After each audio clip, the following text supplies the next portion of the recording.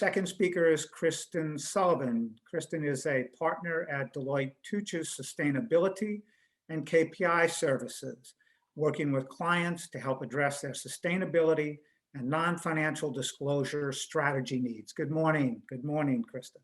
Hi, good morning. Thank you so much, Paul, and thank you, Peter. It's great to be with you all today in a virtual setting, and I'm always thrilled to be a part of this conversation. And great to hear Katie's remarks just prior to me. I think I'm going to just zoom out a little bit and speak a little bit to what's happening on the ESG landscape just broadly as we think about how sustainable finance is rapidly accelerating and some of the conditions that are necessary to be in place to really unlock capital at scale and really reward those organizations who are truly integrating ESG considerations from both a risk as well as an opportunity standpoint.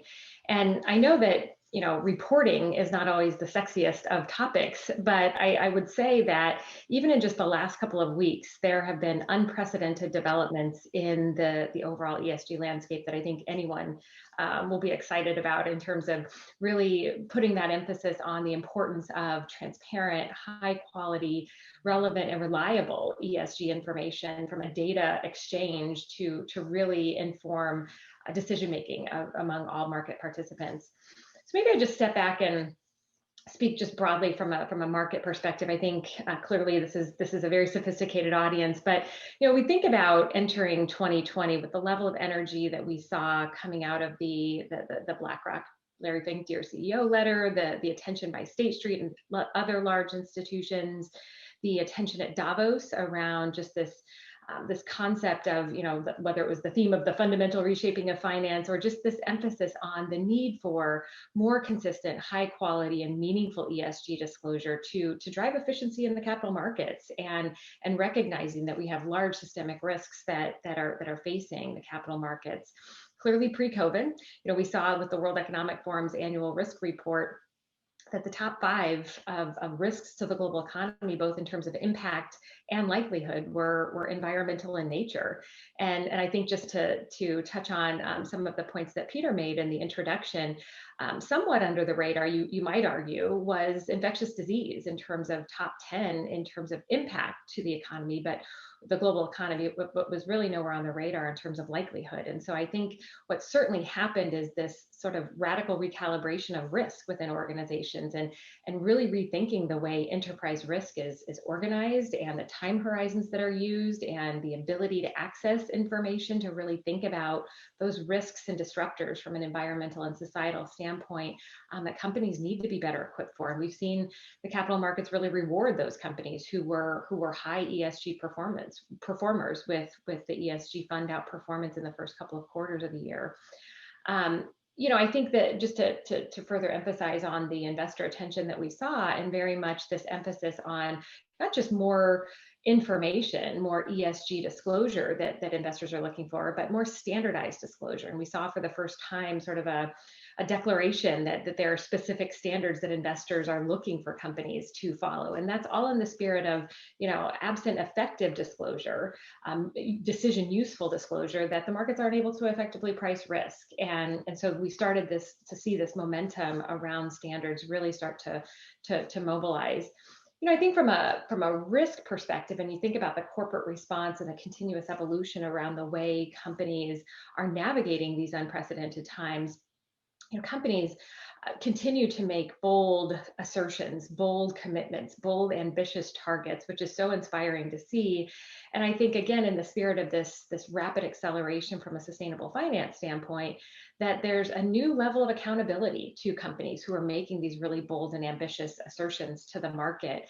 And again, this is where the importance of high quality and standardized disclosure that is reliable comes into the discussion in terms of the performance that capital markets participants are looking to hold companies accountable to, and really the role that standards And then as a result, the emphasis within organizations around putting an effective governance structure and control environment around the issues, continuously prioritizing to manage issues effectively, and establishing very clear and consistent reporting protocols and mechanisms, and how that sort of rigor and discipline that's applied generally to financial reporting can also be applied to ESG disclosures, to really instill that investor grade confidence in disclosures.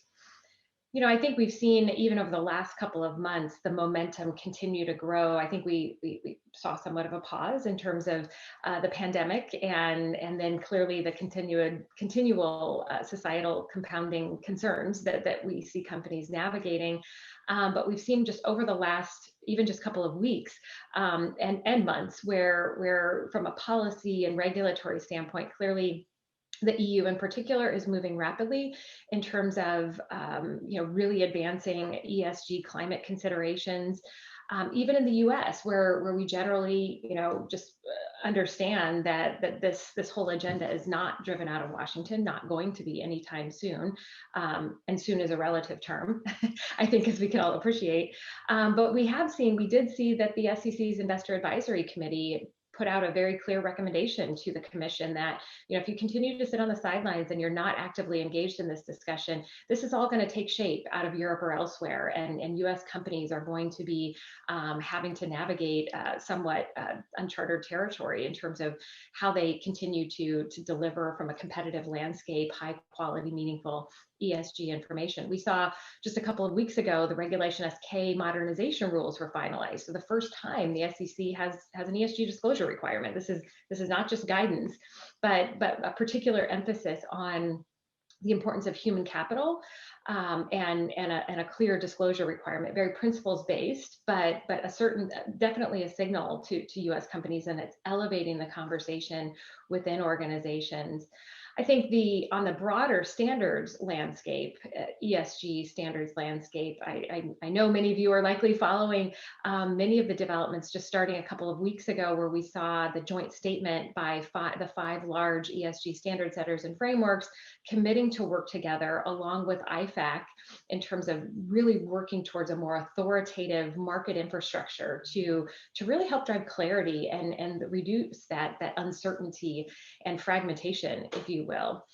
Fast forward a couple of weeks, we saw the launch just 2 weeks ago of the World Economic Forum International Business Council the recommendations out of the WEF-IBC as a proposed catalytic, collective action framework that really is intended to serve as that voice of business to engage in this conversation towards rationalization of ESG standards, with a particular emphasis and clearly a lead with that information to be useful to investors in particular needs to be easily accessible by investors, and therefore there's a very clear emphasis on the avenue for disclosure, and needs to be relevant to the overall enterprise value and corporate performance of the organization. And that suggests that these ESG issues that are material to the organization should be included in more mainstream filings. Now, I think there's a little bit of some of the headlines almost suggested a little bit of objective that was counter to the true objective of the IBC report, where the largest firms, my firm included, helped to facilitate the conversation and what ended up to be the ultimate recommendations as very clearly a tool, again, a collective action framework to really motivate and mobilize, as well as catalyze action towards a consistent set of disclosures to be included to the capital markets. There's clearly a recognition that materiality is the name of the game, and business judgment is the clear obligation of corporates. And so there's certainly a comply or explain, disclose or explain set of considerations, but it's a really notable development in the market in terms of the voice of business playing an important role in this rapid move towards rationalization of the standard setters. And then fast forward just last week, we saw the IFRS Foundation issue its consultation about creating an authoritative non-financial standard setter, a sustainability standards board, as well as the IAASB, which is the international body that governs audit standards. publishing a practice alert to provide details on the role that auditors in the financial statement audit context need to be considering in terms of delivering and understanding climate risk as it relates to not only just all the broader universe of disclosures that companies are providing, but as it relates to the financial reporting. So again, this is all moving very quickly and very rapidly as we look to close out this calendar year.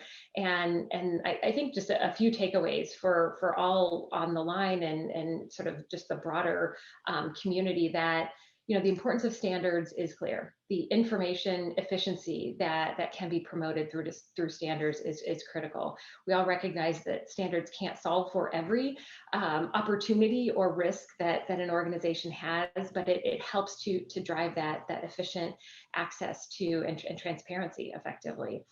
In order to do decision useful, this information in terms of the ESG disclosures that are provided, regardless of the avenue for disclosure, if it's in a standalone report, if it's increasingly included in more mainstream filings, needs to be of high quality. And that requires an effective governance structure, a clear control environment where you have a process in place that has sufficient rigor and understanding, prioritizing, navigating, and developing responses to risks and opportunities from an ESG perspective, and then ultimately providing this information in a timely manner, in a manner that provides not only confidence by the board of directors and senior leadership that the information is accurate and complete, but it instills that trust with the external market participants who are relying on it.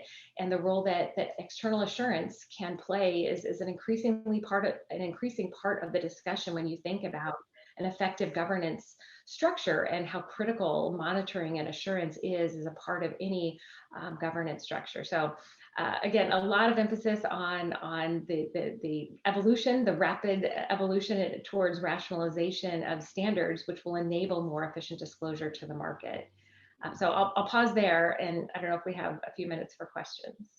Yes, Kristen, we do. And the first question for you is, someone is concerned about the multiple choices regarding standardizing metrics and is wondering if the comparison between industries and companies has gotten too complex and is a barrier to moving forward in a more accelerated way, as Peter suggests we need to do.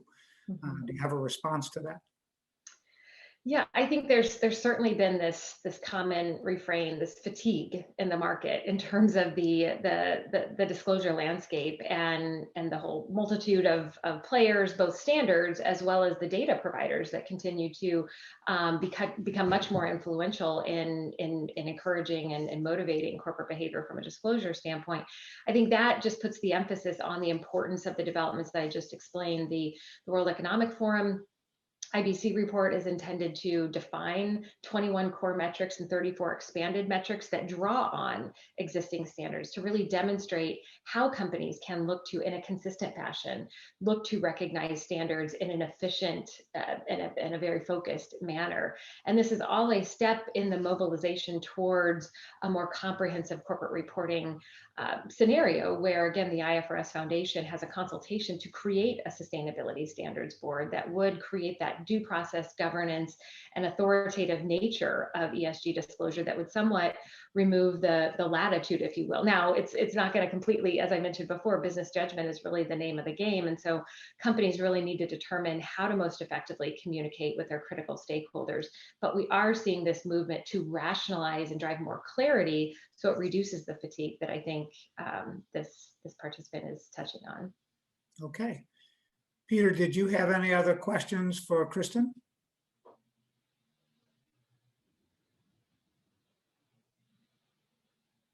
I don't know if Peter's on mute, but okay. Well, Kristen, thank you so much for your presentation today, and we'll look forward to speaking to you again soon. Thank you.